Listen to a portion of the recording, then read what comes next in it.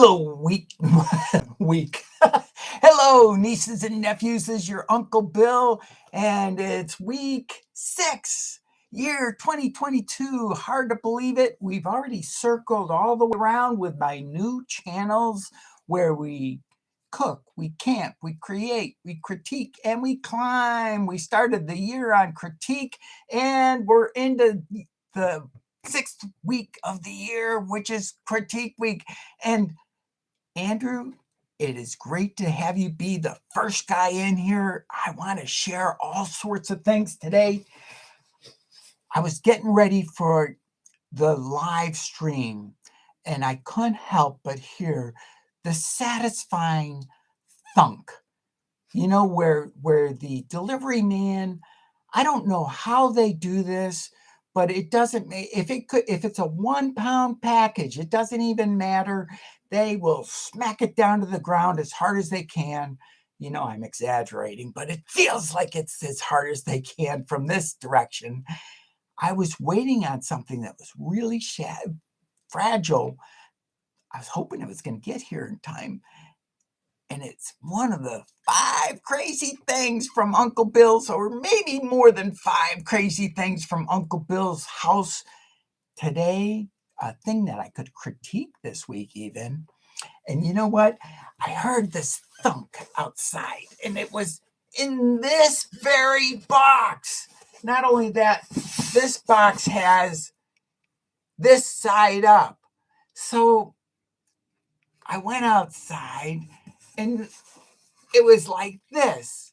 So the delivery man just took all sorts of joy. I'm surprised it wasn't like this, but I will show what's in this box later on. Stay tuned. Actually, it's not in this box anymore.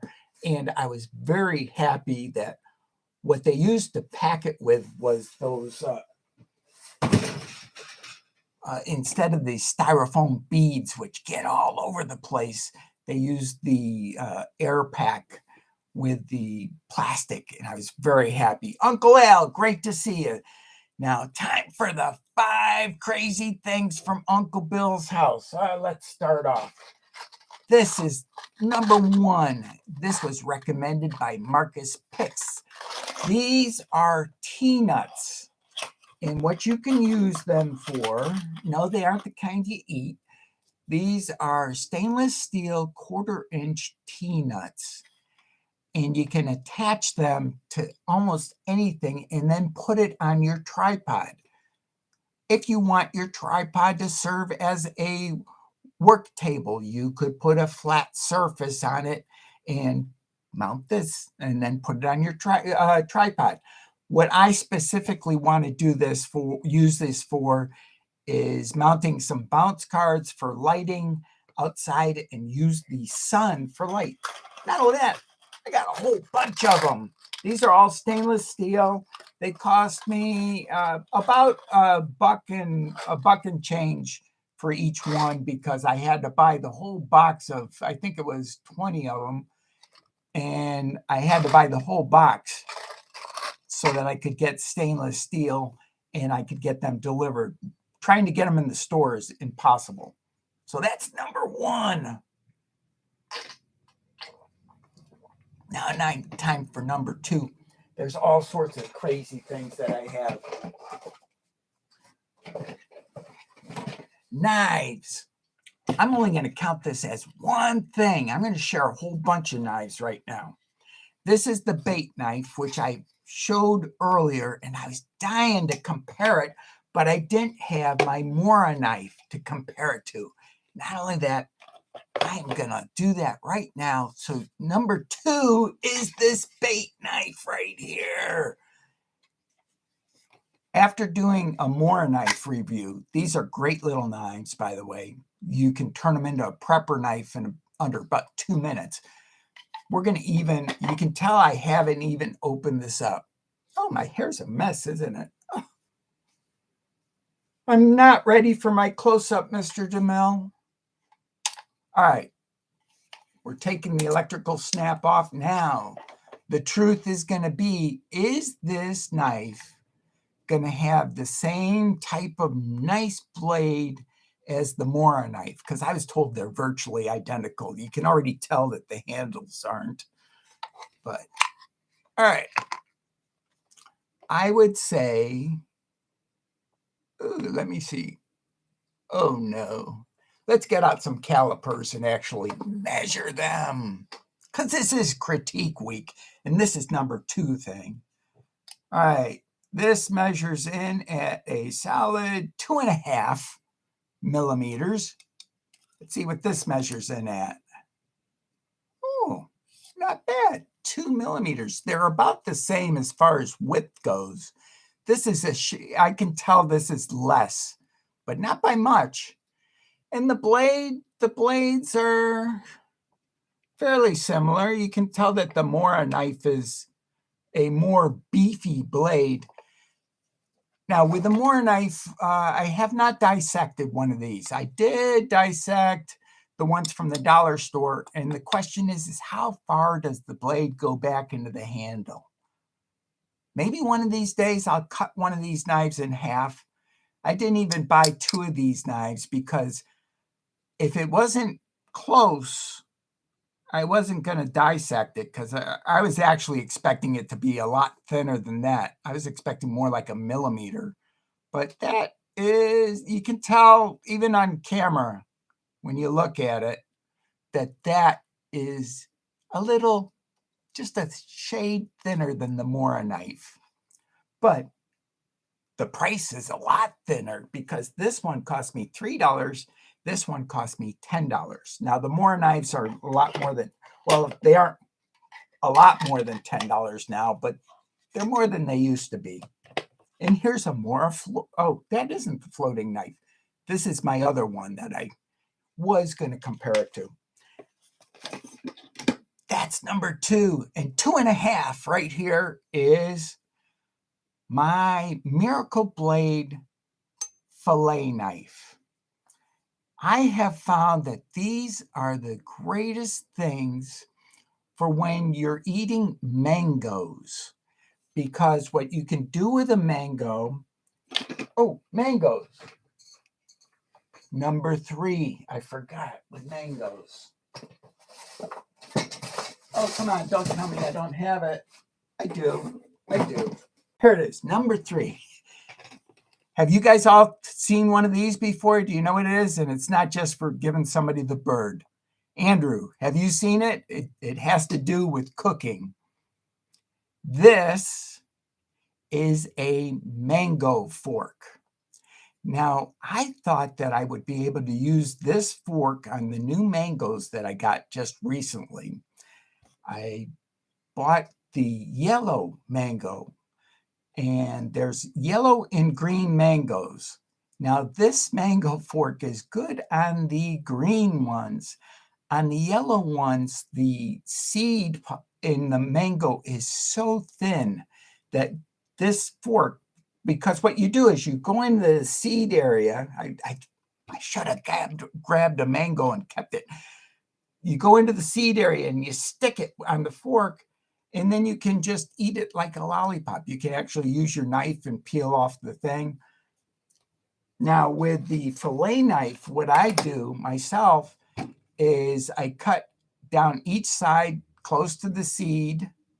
Then I put it on its back like a turtle, and then I cut it right down there. And then I just fillet it out like a fish fillet. And this knife works great for doing fillets. Probably does fish well too. I haven't tried it on fish because I haven't been fishing for years. All right, what are we up to? 3? So number 4. Here, number 4. Number 4 is a I never can pronounce this one right. Cameleo from Toshiba. This is my old Cameleo. It's a 10 megapixel camcorder. I'm going to do some videos with this thing because I'm just going to try it out. I have some of my older videos with this. And one of the problems that I had was the fact that the sound was garbage on it. I have since resolved that problem in the fact that I don't use the camera volume. I'm camera recording anymore other than to sync up the volume. And yeah, I thought you hadn't seen that one. My ex-wife actually introduced me to mango forks years ago. Now, other fun things, and I can go on. Now, these are both stainless steel hangers. I got my introduction to stainless steel hangers with this hanger here. I instantly did not like the coating on the hanger. You can get stainless steel hangers from Amazon, and you pay a little bit more for them. However, they take up almost no space on your curtain, your closet rod. And the other thing about them that I love is I actually take all my clothes and I hang them up on these rods, and that's how I dry them. And that works for me. So that's number 4, I think. Uncle Bill can't count anyways. This stuff, I think I've shown you this before. This is the contractor's line. It's very nice, works well. You notice that I'm not showing you the thing that came in the big box yet. Holding off on that. Here is another big find. This is a big camping find, Uncle Al. And this is what I'm going to start using for my ground cloth, because it's, I think, a 93 by 80 beach towel, beach cloth, I think they call them on Amazon. I got this for $10, whereas a tent footprint, the same size as this, is about $22. Same exact material, same country of origin, China, like they all are. This one cost me $10 because it came with this, which is, for your telephone, and they threw it in extra. Now, I found after getting this that I could get one for $5, and I ordered it, and it was the exact same without this. Thank you. I don't really need this anyways. So for $5, you can actually get it. So that's a saving of 75% over what a normal footprint cost. I think we're up to 5 now. Let's do two more. These are 3x5 envelope, 3x5, whatever. They're plastic. They hold a 3x5 card, and then you stick them on the side of something, and you can use the 3x5 for inventory. I'm doing that for my camping gear so that I can organize it better. And I have it in camping containers, and then I just pick them up, throw them in the car, and away I go. And, now these guys. Just one last one. My Bell & Howl slide projector, which I got recently, unfortunately, the bulb was dead on arrival.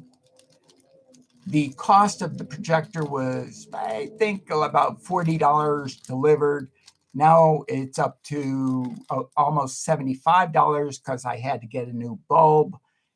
I'm going to work on hacking this bulb and see if I can find a way to make a 500 watt, because it has to be 500 watts of output, that plugs into the same plug as, I'll pull it out. It's a ABC plug, I think it's called. I think it's either ABC or CBA. I got it backwards. Yeah, CBA plug. And this is the output from the plug. Let's see if it comes up. There we go. It has either 3 hots and 1 ground or 2 hots and 1 ground. One or the other. Either way, if I break this off and then resolder it, and I'm going to look up online and find out, this thing had 2 ceramics, one on each end to keep it cool. And I will figure out something for my Bell and Howl. So that's kind of exciting. Oh, what? You guys say you want to see what came in the big box? I was here it is. Oh my, isn't that is pristine. I mean, you would not know that this is probably a 20 or 30-year-old projector. The box alone, I mean, the carrying case alone is worth what I paid for it. I paid $60 for this thing delivered. Now, this has inside, let me get it out here. These things, I read up on them, and sure enough, they're bulletproof. This is the Tesla of slide projectors. If you're looking for one, you get the Ectochromatic 3 by Kodak. This thing looks brand new. I think it probably sat in somebody's office or something and never got used, because not only that, when Uncle Bill plugged it in and tried it out just to see if the bulb was broken or not, the bulb lit. So I'm very happy. You can adjust the intensity of the bulb. I haven't read all through the Bell and Howl directions, but I got a feeling that I can't, or maybe I can, because that would make sense for having the 3 wires. You'd have 1 for ground and 2 for hots, and be able to adjust it that way. Woo, cool. And I got, along with that, a nice little 80 slide carousel. And that is my 5 things. Test it. I mean, test it now? I don't have any slides to throw in there, but I do. But it would take the rest of my time getting it up and tested. Do you want me to plug it in and show you that the thing turns on, Uncle Al? I'm kind of curious. I did test it as soon as it got here. So Uncle Al, if you want me to turn it on, I will turn it on just for you. I did read up on exactly how to store this cord, because there's a trick to it. And here we go.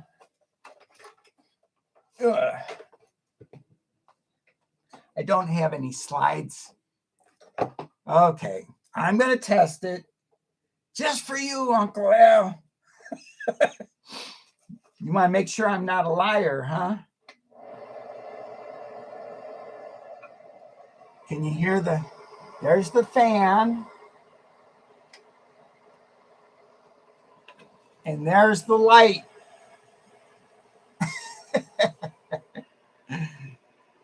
So you can see it works.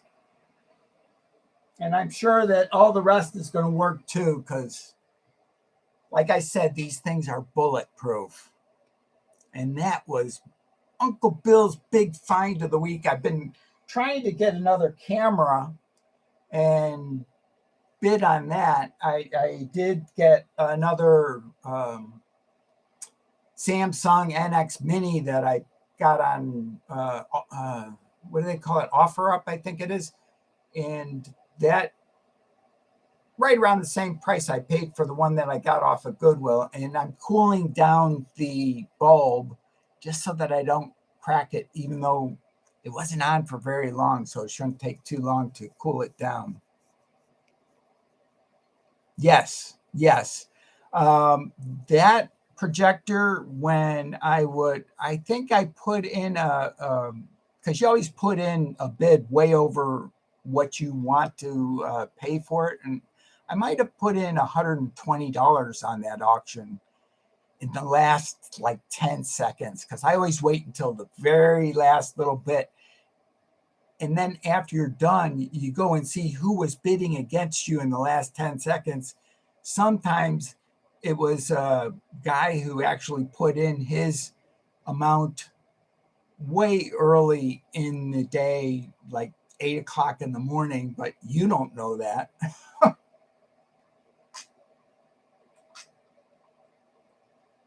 Oh, by the way, yes, in the slide thing did go, because when I turned it on the first time, it cycled through. So I know that the up-down thing works too. The Bell and Howl, actually, we got enough time. I'll go grab that. I'll show you what that looks like, but I can't do much more than turn on the fan because obviously the bulb doesn't work. This is kind of like the male version, and the Bell and Howl is kind of like the female version. You'll see what I'm talking about, because this thing is like a very husky slide projector, whereas the Bell and Howl has the cute factor that this doesn't have. Although to me, this is kind of cute. All right, I'll just leave it running.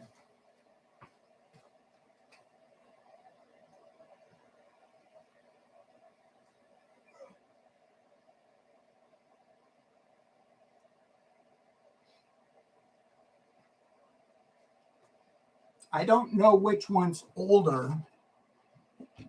I remember when the Bell and Howls came out. They came out after, thanks, Uncle Al, 8 minutes.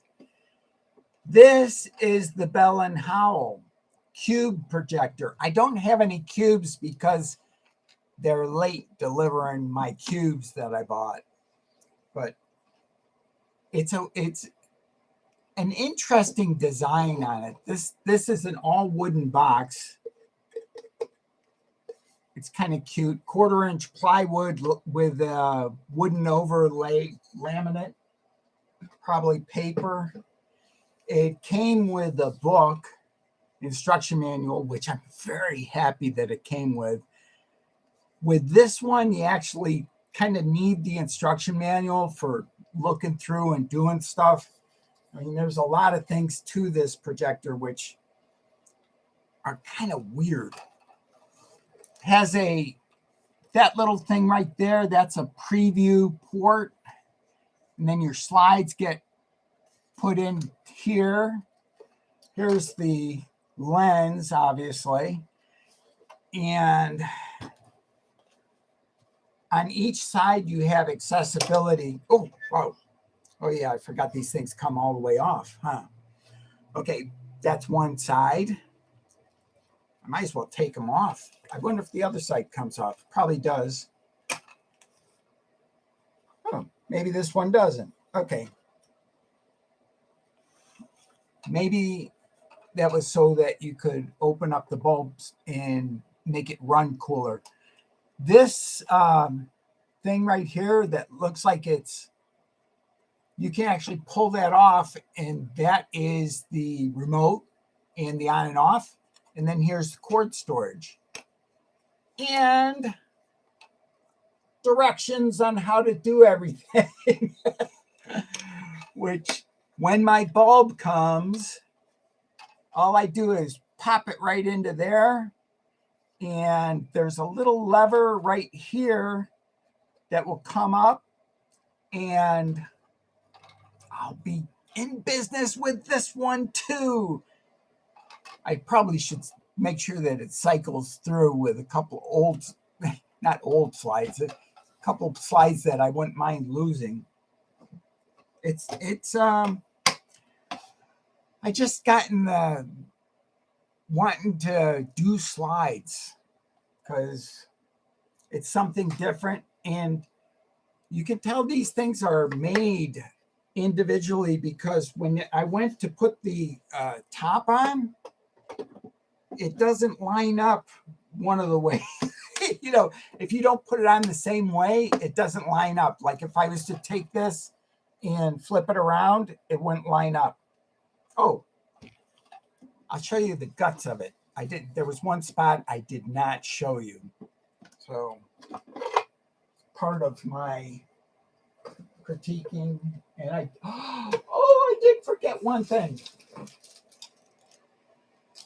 Number 6 or 8 or 10, whatever it is now, I purchased plastic razor blades. These are specifically for scraping off stickers. I'm going to do a review on this for Amazon. I don't know if I'm going to do it for YouTube also. I thought it was a cool idea.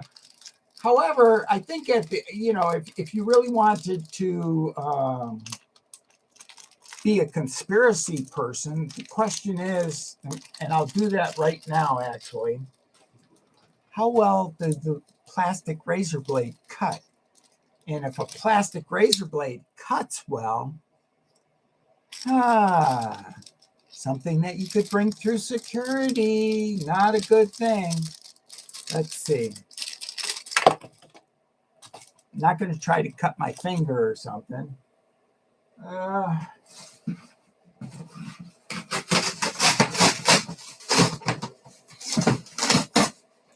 Here's some cardboard.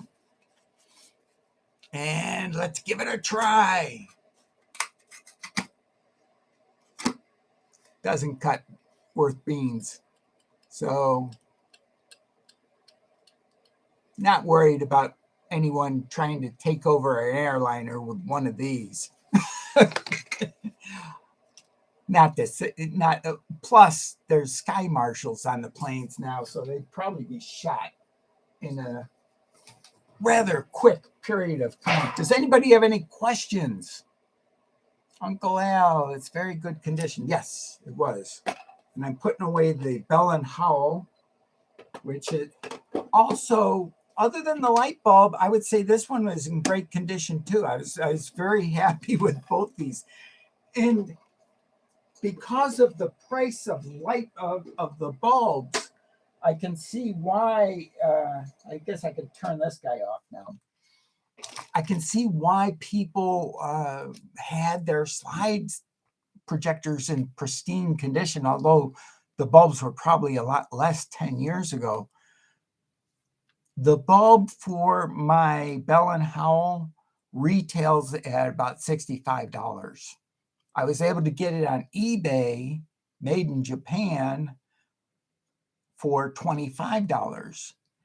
The runtime that they advertise for a projector bulb is 50 hours. 50. That's not very much time for a bulb. And it is understandable because you figure this is a halogen bulb here rated at 500 watts output. Imagine 500 watt bulbs, how hot they get. Now, they put ceramic insulators on both sides of these bulbs with good reason. I'm sure they get very hot. What I'm thinking about doing is trying to jerry-rig something that will also put 500 watts out and just copy the wiring of the CBA outlet. So that'll be interesting. Uncle Al, I think I'm going to try to make some jerky too. I like your sweet potato jerky idea. I was reading up about doing beef jerky, and I've also tried recently, and I wish I could remember the name of the company. It's the one that does the tofu, not tofu, the soy curls. They have a jerky that I tasted that I really couldn't tell the difference between that and beef when I took my first bite, which was a very good jerky. So I was very, very happy with that. And that was a fun one. Oh, wow. It's time for me to redo my LCD clock because I just looked up and I have one with big numbers that I can see without my glasses. And that says 1:58, but my computer says 2 p.m. I love you all. Thank you very much for coming. Have a great week number 6 of 2022. Check out the Bill Dube Critic channel on Friday, and we'll see you later. Love you. Bye-bye.